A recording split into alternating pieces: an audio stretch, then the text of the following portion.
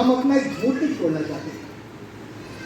कितना प्यार करते हैं खुदा से, एक झूठ नहीं छोड़ना चाहते। इब्राहिम ने खुदा की बात को माना और अपने बेटे को कत्ल करने में कोई कमी। हम कितना प्यार कर रहे हैं खुदा से। आज सुबह 5 बजे 6 बजे आप जागे होंगे। कितने लोग ऐसे जिन्होंने उठ के 2 लाइनें बाइबल की पढ़ ली हो? कोई व्यक्ति है ऐसा? मैं आपको बता रहा हूँ 93 से जब से बाइबल कॉलेज में था तब से सुबह 4 से 2 घंटे नॉन स्टॉप। इतना थका हूं, 2 घंटे नॉन स्टॉप प्रार्थना में रहना है।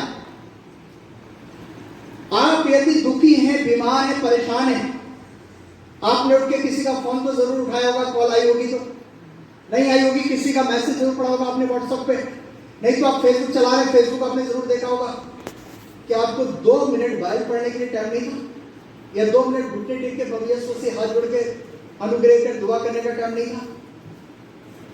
कितना प्यार कर रहे हैं खुदा बाप से।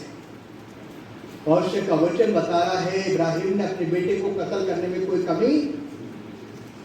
हम एक अपना झूठ नहीं छोड़ सकते। कितना प्यार करते हैं खुदा से। कोई देखे ना देखे लेकिन खुदा दिल को देखता है। अगर आप यहां पे बैठे इबादत कर रहे, कोई नहीं देख रहा, खुदा देखता है। खुदा से भाग कर दाऊद कह रहा है कि कहां जाओगे। मुझे याद आ रहा है उस महिला की कहानी कि जब पौरुषी का सेवक वहां पे पहुंचा और इसने कहा कि मुझे रोटी खिला दीजिए। इसने ये नहीं पूछा, मुझे बड़ा ताज्जुब लगा जब मैं पढ़ रहा था और मैंने कई सौ बार ये लाइन पढ़ी, किसने ये नहीं पूछा अच्छा आपकी चर्च क्या, अच्छा आपकी संस्था का क्या नाम है, अच्छा तो फिर आपके डायरेक्टर का क्या नाम है। इसने नहीं पूछा महिला ने, मुझे बड़ा ताज्जुब लगा इसका पढ़ के। इसे पूछना चाहिए ना, इसने नहीं पूछा। इसने सिर्फ ये कहा मेरे घर में आटा थोड़ा सा है, तेल है, मेरा लड़का भी भूखा है। इसने कहा मेरा लड़का भी है और वो लड़का भूखा है। मैं लकड़ी सिर्फ नहीं क्योंकि मेरे घर में गैस नहीं है और मैं ये लकड़ी लेके जाऊंगी, रोटी बनाऊंगी, खाऊंगी, बेटे को खिलाऊंगी और उसके बाद मर जाना है क्योंकि देश में अकाल पड़ा है। क्या कहा खुदा के खादिम ने? इसने कहा जी मुझे खिला दीजिए। कितना कठिन था, बहुत कठिन था। हम लोग लगभग 2.5 साल इस शहर में आपके आ गए थे तो हम लोग नीचे सोते थे, पैसे थे डबल बेड के लिए। अचानक एक पादरी साहब आ गए। अच्छा मैं तो जानता नहीं क्योंकि हम तो किराए पर रहते थे, ज्यादा लोगों से मिला जुला नहीं। वो आए, बोले मैं पादरी, बैठा लिया। जब उनकी बातें सुनी तो उन्होंने अपनी कुछ बात बताई तो वो पूरा का पूरा पैसा जो बिग अमाउंट का डबल बेड के लिए रखा हुआ था वो मैंने उठा के उन्हें दे दिया। 2.5 साल लगभग नीचे सोए। कितना कठिन है ना, वेरी डिफिकल्ट। दूसरे को डबल बेड दे दिया और अपना नीचे सो रहे हैं। पौरुष का वचन बता रहा है ऐसा प्यार जैसा मैंने तुमसे। ये महिला कहने लगी ठीक है खा के मर जाना, बिना खाए मर जाएंगे। इसने वो पराठा लाके एलिया को दे दिया और एलिया ने खा के फिर क्या कहा, हाँ 3.5 साल के भयंकर अकाल में एलिया विधवा, बेटा विधवा का और उसका खानदान घी का पराठा खा के खुश थे।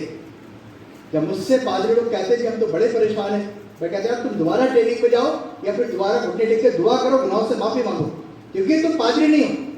अगर सेवा कर रहे हो फिर आप परेशान हो तो इसका मतलब आप पादरी नहीं हो, क्योंकि खुदा कह रहा है, खुदा का खादिम है भाई।